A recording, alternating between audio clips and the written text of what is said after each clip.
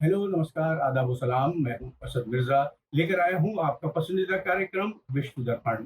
आज के प्रोग्राम में हम बात करेंगे अपने पड़ोसी मुल्क श्रीलंका के बारे में और वहां खराब होते हालात के बारे में। लेकिन प्रोग्राम शुरू करने से पहले आपसे गुजारिश है कि अगर आपने अभी तक हमारे चैनल मीडिया स्टार वर्ल्ड को सब्सक्राइब नहीं किया है, तो उसे फौरन सब्सक्राइब करें और साथ ही साथ बेल का बटन दबाना ना भूलें, ताकि हमारे वीडियो जैसे ही यूट्यूब पर अपलोड हो वो फौरन आपके इनबॉक्स तक पहुंच सकें।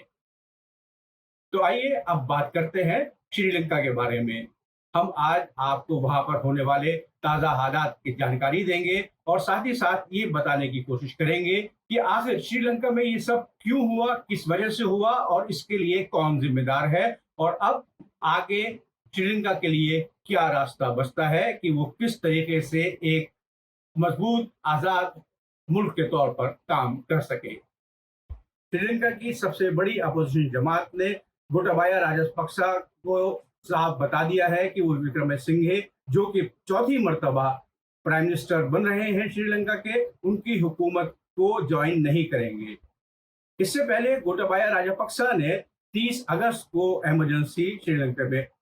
इम्प्लीमेंट की थी, जिसे बाद में हटा लिया गया था, और 1 अप्रैल को डिक्लेयर की जाने वाली इमरजेंसी इस पूरी सीरीज की लेटेस्ट इमरजेंसी ऑर्डर्स हैं। गोटाबाया राजपक्सा ने अभी तक आवाम की इन डिमांड्स को मुकम्मल तौर पर ठुकरा दिया है कि वो अपने ओहदे से इस्तीफा दें और मुल्क में किसी नई हुकूमत का कयाम होने के लिए तैयारियां शुरू करें। गोटाबाया राजपक्सा के हकीकी बिरादर महिंदा राजपक्सा, जो कि श्रीलंका के प्राइम मिनिस्टर या वजीर आजम या प्रधानमंत्री थे, उन्होंने 9 मई को अपने ओहदे से इस्तीफा दे दिया था, क्योंकि उनकी हुकूमत इंटरनेशनल मॉनेटरी फंड और दूसरे कर्जदारों का तकरीबन 8 से 9 अरब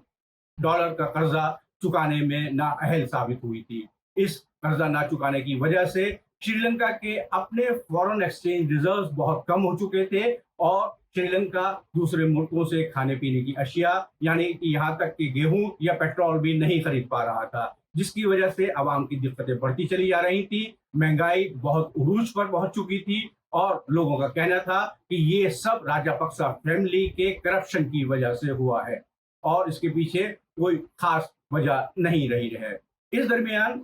श्रीलंका की एक कोर्ट ने 12 मई को ही एक ऑर्डर जारी किया है और उसके मुताबिक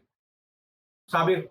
प्राइम मिनिस्टर महिंदा राजपक्सा और उनके बेटे नमल राजपक्सा के अलावा 15 और लोगों के नाम की एक फहरिस्त जारी की है, जिनको कहा गया है कि वो किसी भी तरीके से मुल्क छोड़कर जाने की कोशिश ना करें। इस वक्त महिंदा राजपक्सा और उनके हामियों की एक बड़ी तादाद, जिसमें मुख्तलिफ कैबिनेट मिनिस्टर्स और ब्यूरोक्रेट्स भी शामिल हैं, त्रिकोमाली नेवल बेस में छुपे हुए हैं, क्योंकि उनको डर है कि अगर वो प्राइम मिनिस्टर रेजिडेंस में वापस जाते हैं या अवाम में सामने आते हैं तो हो सकता है कि अवाम उनके ऊपर हमला कर दे। ये छठा मौका है जब मिस्टर विक्रमसिंघे, जिनकी उम्र 73 साल है, वो वजीर आजम के ओहदे पर फायज हुए हैं और उनके पास इस वक्त एक सबसे बड़ा काम ये होगा कि वो किस तरीके से श्रीलंका की इकोनॉमी को वापस ढर्रे पर लाने की कोशिश करें और श्रीलंका का जो कर्ज है उसको वो किस तरीके से उसका भुगतान करते हैं, इसके बारे में प्लानिंग करें, इसके बारे में एहतियाती तदाबीर बनाएं और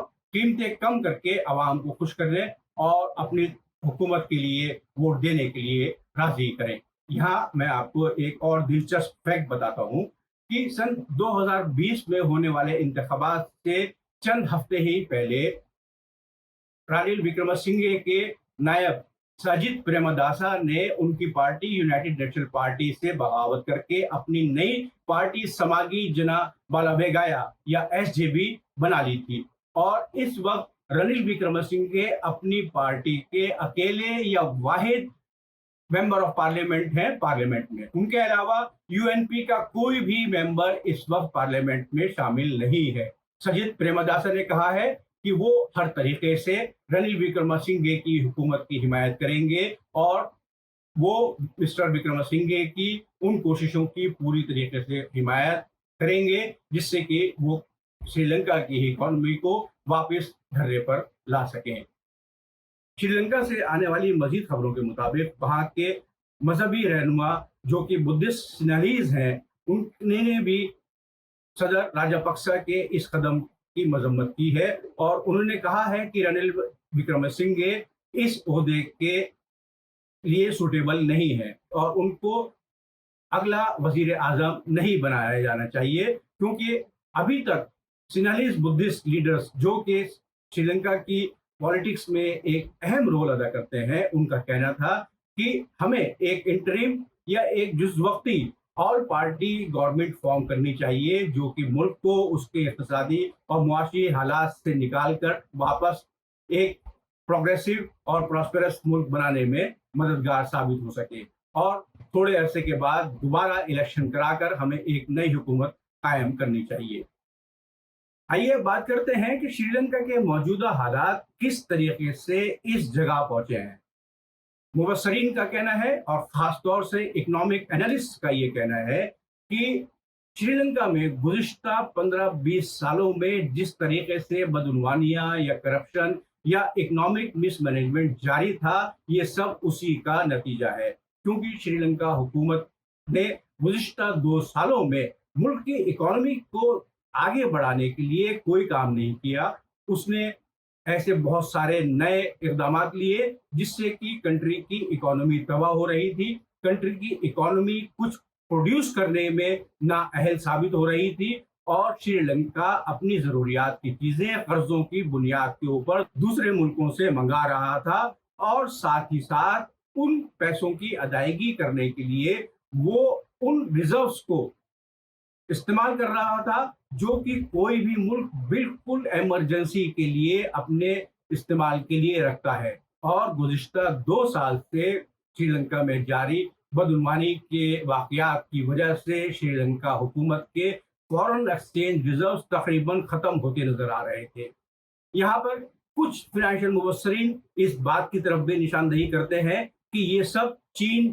के वजह से हो रहा है। उनका ये कहना है कि जिस तरीके से चाइना ने श्रीलंका में इन्वेस्टमेंट किया और फिर उसके इन्वेस्टमेंट्स की वजह से जो श्रीलंका को पैसे चाइना को बतौर कर्जा वापस करने थे वो उसको वापस नहीं कर सका, ये सब मिला जुला असर उसी का है। लेकिन हम मजमूई तौर पर सारा इल्ज़ाम चीन के ऊपर नहीं आयद कर सकते हैं, क्योंकि पिछले साल ही चाइना ने वो श्रीलंकन पोर्ट जो कि उसने श्रीलंकन गवर्नमेंट के कहने पर वहां बनाया था, वो वापस श्रीलंकन हुकूमत से अपनी एक कंपनी के जरिए खरीद लिया और उसके लिए उसने 1.2 अरब डॉलर्स श्रीलंका हुकूमत को दिए, यानी कि 1.2 बिलियन या 1.2 अरब डॉलर श्रीलंका हुकूमत के पास फॉरेन एक्सचेंज रिजर्व्स डॉलर की शक्ल में आया, लेकिन बदउनवानी की वजह से वो उसका भी सही इस्तेमाल नहीं कर सकी। इन बदउनवानियों के अलावा साथ ही साथ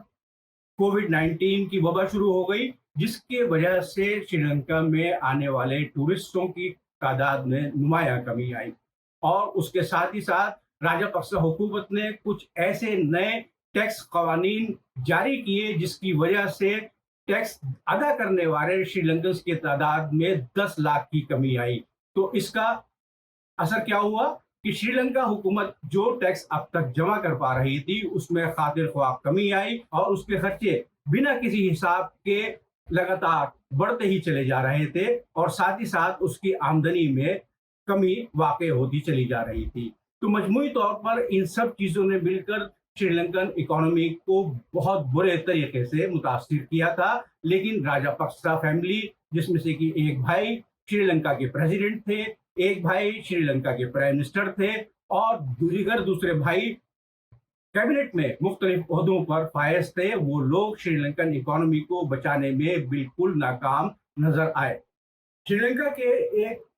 इकोनॉमिक एनालिस्ट रिएंजे विजय तिलके ने अपने एक आर्टिकल में हाल ही में कहा है कि वो श्रीलंका की फिनांस मिनिस्ट्री में एक आला ओहदे पर फायज थे और गुज़िश्ता 2 साल के अंदर उन्होंने श्रीलंका के सेंट्रल बैंक के गवर्नर, फिनांस मिनिस्ट्री के आला हुकाम और पॉलिटिकल लीडर्स सबको ये बहुत मर्तबा बताया था कि जिस तरीके से जिस रविश के ऊपर श्रीलंका की इकोनॉमी या श्रीलंका की हुकूमत उसके लिए मुआशी फैसले ले रही है, वो श्रीलंका के लिए बहुत गैर मुस्बत या नुकसानदेह साबित हो सकते हैं, लेकिन उनकी बात किसी ने नहीं मानी और आज आखिर श्रीलंका को ये दिन देखना पड़ रहा है। आइए अब आखिर में बात करते हैं कि अब श्रीलंका के लिए आने वाले वक्तों में क्या मुख्तलिफ ऑप्शंस मौजूद हैं। इस वक्त श्रीलंका के नए प्राइम मिनिस्टर रनिल विक्रमसिंघा के लिए सबसे बड़ी चैलेंज जो है वो ये है कि किस तरीके से वो ज़रूरी अशिया यानी कि खाने पीने की चीज़ों, पानी, पेट्रोल, इनकी कीमतों में कमी लाने की कोशिश करे और उसके साथ ही साथ किस तरीके से वो श्रीलंका का इकोनॉमिक प्रोडक्शन बढ़ाने की कोशिश करे ताकि श्रीलंका फॉरेन एक्सचेंज कमा सके और उसके जरिए वो फिर अपने कर्जदारों के कर्जे की अदायगी शुरू कर सके। साथ ही साथ रनिल विक्रमसिंघे को इंटरनेशनल मॉनेटरी फंड से दोबारा बातचीत शुरू करना होगी, क्योंकि अभी तक महिंद्रा राजापक्सा हुकूमत IMF से बातचीत करने के लिए अपनी रजामंदी जाहिर नहीं कर रही थी और इस बात को टाले जा रही थी, जबकि वो अब तक माजी में तकरीबन 7 बार IMF से मुख्तलिफ लोन्स श्रीलंकन इकोनॉमी को इस्तेमाल करने के लिए ले चुकी है। अब रनिल विक्रमसिंघे को एक मरतबा फिर IMF के पास हाथ जोड़कर जाना पड़ेगा और उनसे ये कहना पड़ेगा कि वो श्रीलंका की मुआशी मदद करें, जिससे कि श्रीलंका अपने कर्जदारों को उनका कर्ज वापस दे सके और मुल्क में मुआशी और सियासी इस्तेहकाम या इकोनॉमिक और पॉलिटिकल स्टेबिलिटी दोनों कायम कर सके। यानी कि श्रीलंका के नए प्राइम मिनिस्टर रनिल विक्रमसिंघे के कंधों के ऊपर एक बहुत बड़ा बोझ है। हम आपको श्रीलंका और वहां पर रूनुमा होने वाले नए और ताज़ा हालात से मुस्तकिल वाकिफ कराते रहेंगे। आज का प्रोग्राम आपको कैसा लगा हमें कमेंट बॉक्स के जरिए जरूर बताएं। खुदा हाफिज, जय हिंद। मीडिया स्टार वर्ल्ड के और वीडियो देखने के लिए हमारे चैनल को सब्सक्राइब करें और सीधे नोटिफिकेशन पाने के लिए बेल आइकन दबाएं। और अगर हमारी खबर सच्ची और अच्छी लगे तो अपने व्हाट्सएप, इंस्टाग्राम, फेसबुक और ट्विटर अकाउंट पर जरूर शेयर करें।